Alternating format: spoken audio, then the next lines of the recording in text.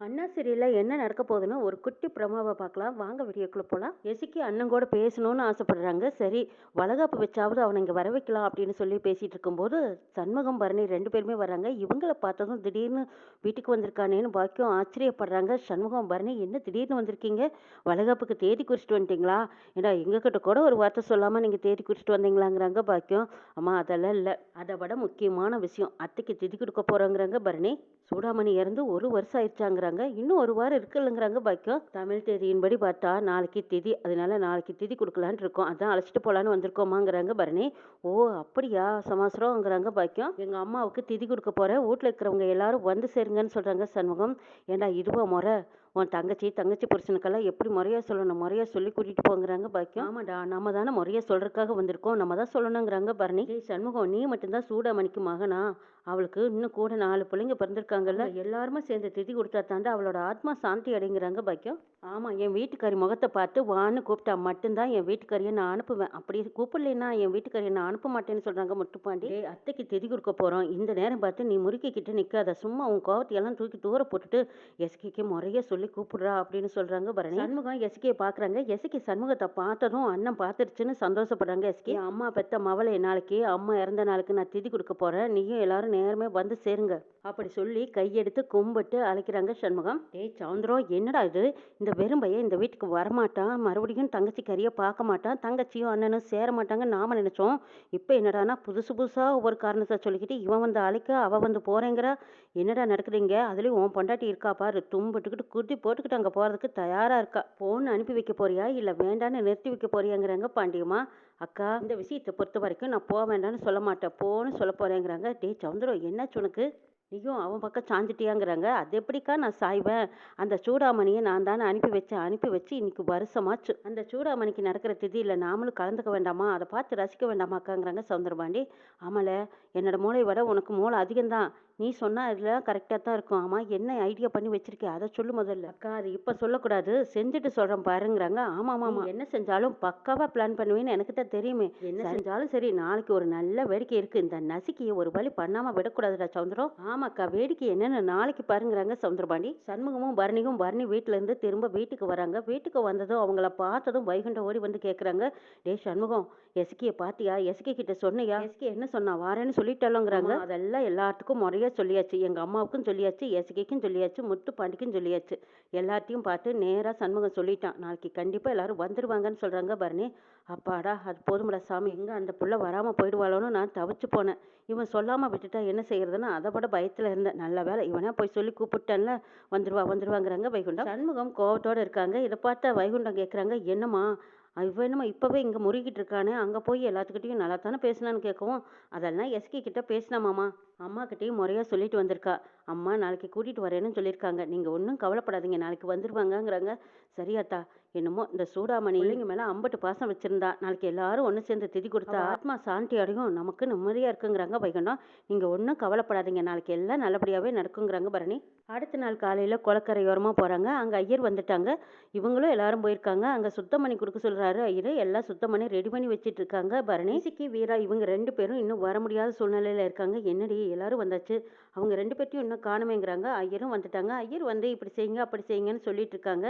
இருங்க சாமி, இன்னும் இவர் கூட பிறந்த தங்கச்சி ஒருத்தி வரணும், வந்துட்டோம் அப்புறமா ஆரம்பிச்சுக்கலான்னு வெயிட் பண்ணிட்டு இருக்கிறாங்க. பரவாயில்லம்மா, நல்ல நேரத்துல நம்ம செஞ்சா போதும், அது வரைக்கும் நம்ம வெயிட் பண்ணலாங்கிறாங்க. இலக்கி வந்துருவான்னு எதிர்பார்த்துட்டு இருக்காங்க. அந்த பக்கமா வீராவும் வந்துருவான்னு எதிர்பார்க்குறாங்க. வீரா டியூட்டியில் இருக்கும்போது பர்மிஷன் கேட்டு பார்க்குறாங்க. இது வைஜந்தி மேடத்துக்கு தகவல் தெரிஞ்சிருது. அவங்க விடக்கூடாதுன்னு முடிவாக சொன்னதுனால மேலதிகாரி வீராவை விடமாட்டேன்னு சொல்லியிருக்காங்க. எஸ்கியும் கிளம்பிட்டாங்க. அப்போ பாக்கியம் எஸ்கி 2 பேரும் கிளம்புனதுக்கு அப்புறமா முத்துப்பாண்டி ஒன்றும் காணமேனு முத்துப்பாண்டிக்கு ஃபோன் பண்ணிக்கிட்டே இருக்காங்க எஸ்கி.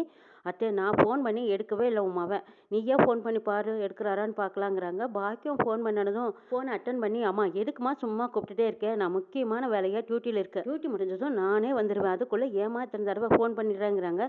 ஏண்டா, அந்த டியூட்டி தான் கடந்துட்டு போகுது, ஒரு நாளாவது லீவ் போடக்கூடாதா? இன்னைக்கு முக்கியமான நாள் சாமி, எசைக்கு அங்கே போயே ஆகணும், அவங்க அம்மாவுக்கு திதி கொடுத்தாகணும், நீ வந்து கூட்டி போகலின்னா அவள் எப்படி போவா வா சீக்கிரம் வாங்குறாங்க. கொஞ்ச நேரத்துல வந்துருவேன், நீ அவசரப்படுத்தாதமான்னு சொல்லி முத்துப்பாண்டி போனை கட் பண்றாங்க.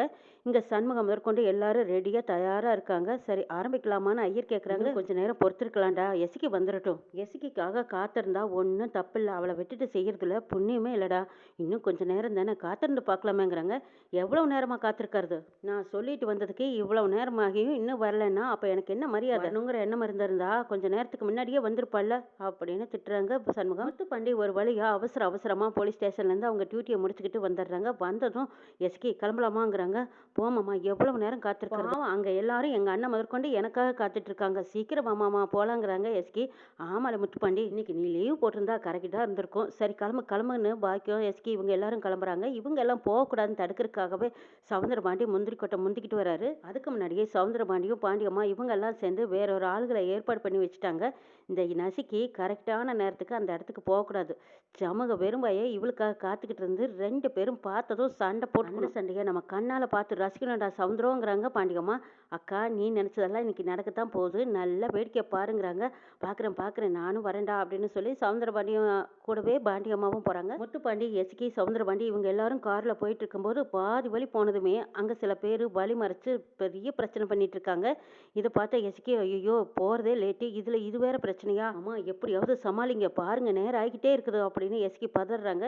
எஸ்கி கொஞ்சம் அமைதியா எல்லாம் பொதுமக்கள் போற ரோடு அப்படித்தான் இருக்கும், சமாளிச்சு கடந்து போயிடலாம், நீ ஒன்றும் கவலைப்படாதீங்கிறாங்க. சவுந்தரபாண்டி 5 ஆள் அடிகால்களை முதல்லயே ஏற்பாடு பண்ணி வச்சுட்டாங்க. நீங்க பொதுமக்கள் மாதிரி அந்த ரோட்டை வழி மறைச்சு நில்லுங்கடா, கொஞ்ச நேரம் அப்படி இப்படியும் பண்ணிட்டு இருங்க, ஆனா ரகலை ஏதாவது பண்ணி கிம்பள மாட்டிக்காதீங்க. என் பையன் போலீஸ் ஆபீஸ் ரொம்ப அடாவடித்தனம் பண்ணுனா தூக்கி உள்ள வச்சிருவாண்டா, அப்புறம் நம்ம எல்லாம் பதில் சொல்ல வேண்டியதா இருக்கும். சண்டை போடுற மாதிரி போட்டு அவங்க போற நேரத்தை கடத்திட்டு வழியை விட்டுருங்க, அங்க போய் நான் என்ன வேடிக்கைன்னு பாத்துக்கிறேங்கிறாங்க சவுந்தரபாண்டி.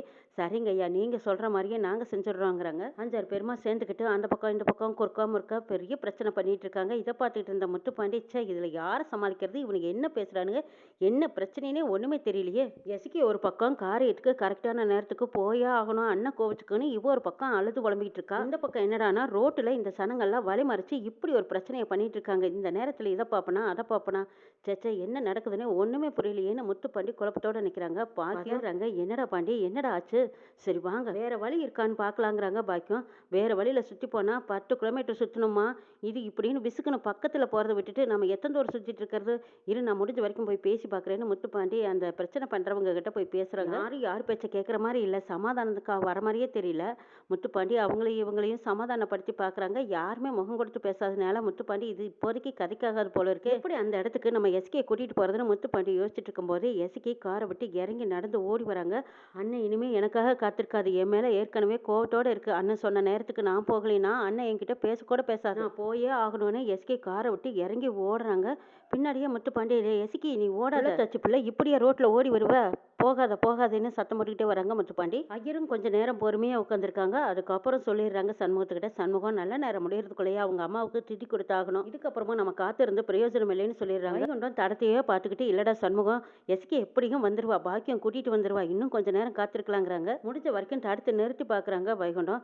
எப்போ எத்தனை நேரம் காத்திருக்காரு, உன் தங்கச்சியும் உன் மவளும் என்ன அவ்வளவு பெரிய ஆளா, எவ்வளவு பெரிய முக்கியமான காரியம் நடந்துட்டு இருக்குது, இதுக்கு கூட கரெக்டான நேரத்துக்கு வரலைன்னா அவங்க இனிமே வந்தா என்ன வரலைன்னா என்னன்னு கோவத்தோட இருக்காங்க சண்முகம். செய்ய வேண்டிய சடங்கு சம்பிரதாயங்கள் இது எல்லாமே முறையா செஞ்சுட்டு இருக்காங்க. அங்க சூடாமணியோட போட்டோவை வச்சு திதி கொடுக்குறாங்க. திதி கொடுத்து இதை குளத்துல விட்டு நீங்க தலை முழுகிட்டு வாங்கன்னு சொல்லி சண்முகம் கையில ஒரு வெத்தலையை கொடுத்து அவங்க செய்ய வேண்டிய காரியங்கள் எல்லாம் சண்முகத்தை குளத்துல குளிக்க சொல்றாங்க. சண்முகமும் அதை கையில வாங்கிட்டு போய் அப்படியே தலை முழுகி எழுந்திரிச்சு வராங்க. எசிக்கு முடிஞ்ச வரைக்கும் வாயும் வயிறுமா இருந்துக்கிட்டு அப்படி ஒரு ஓட்ட ஓடி வராங்க. பின்னாடியே முத்துப்பாண்டியும் எஸ்கி சொன்னா கேளுன்னுகிட்டே வராங்க. பாக்கியம் எஸ்கி முத்துப்பாண்டி 2 பேரும் காரை விட்டு இறங்கி ஓடுறத பார்த்த பாக்கியம் ஐயோ என்னங்க ஏதாவது பண்ணுங்க, எப்படியாவது போய் எஸ்கே கூட்டிட்டு போயாகணும், சாமி பிரச்சனை ஓஞ்சது போல இருக்கு, சீக்கிரமா கார் எடுங்கன்னு அவசரப்படுத்துறாங்க. பாக்கியம் எஸ்கே நடந்து போனதுனால தானே பிரச்சனையே ஓஞ்சிருக்குதுன்னு நினைக்கிறாங்க சவுந்தரபாண்டி. சரி உட்காந்து தோலை அப்படிங்கிறாங்க. பாக்கியம் உட்காடுறாங்க. பாவம் இந்த புள்ள சோறு தண்ணி திங்காம கிடந்தா, இப்ப அண்ணனை பார்க்கணுங்கிற ஆர்வத்துல அவ்வளவு நேரத்துல இருந்து கிளம்புனா, இந்த முத்துப்பாண்டி பண்றது இவ்வளவு நேரம் லேட் பண்ணனா, இப்ப வர்ற வழியில இப்படி ஒரு பெரிய பிரச்சனையை சந்திக்கும்படி ஆயிப்போச்சு. இப்ப பாவம் அந்த நேரத்துக்கு போக முடியாம புள்ள தவியா தவிச்சுக்கிட்டு ஓடுறான். இதுல குறுக்க இந்த சனா வேற நம்மள போருக்கு இல்லாம பண்ணிட்டாங்களே. எசிக்கு போனதும் அவன் அண்ணன் கிட்ட என்ன பதில் சொல்ல போறாளோ, அவனும் சரியான கோவக்காரன். கோவத்துல எஸ்கே ஏதாவது சொல்லிடுவானோன்னு பயந்துட்டே வராங்க பாக்கியம்.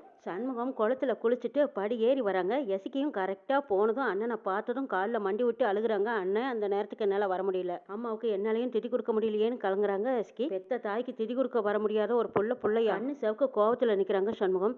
டேய் வாயும் வயிறுமா இருக்கா, அவளை இப்படி எல்லாம் பேசாதடா, மனசு காயப்படுத்தாதீங்கிறாங்க பரணி. வைகுண்டம் சண்முகத்தை கெஞ்சி பாக்குறாங்க. இவளை நேரா பார்த்து பேசக்கூடாதுன்னு இருந்தா, ஆனா அம்மாவுக்கு திதி கொடுக்கணுங்கிறக்காகத்தானே இவளை நேரா போய் அழைச்சிட்டு வந்தேன். என்னையும் மதிக்கல, பெத்த தாயும் மதிக்கலைங்கிறாங்க சண்முகம். பாண்டி நடந்த விவரத்தை சொல்றாங்க. இதை சண்முகம் ஏத்துக்கிற மாதிரி தெரியல. இனிமே நீ யாரோ நான் யாரோ பிறந்த வீடுன்னு சொல்லி இந்த பக்கம் வந்துடாதீங்கிறாங்க சண்முகம்.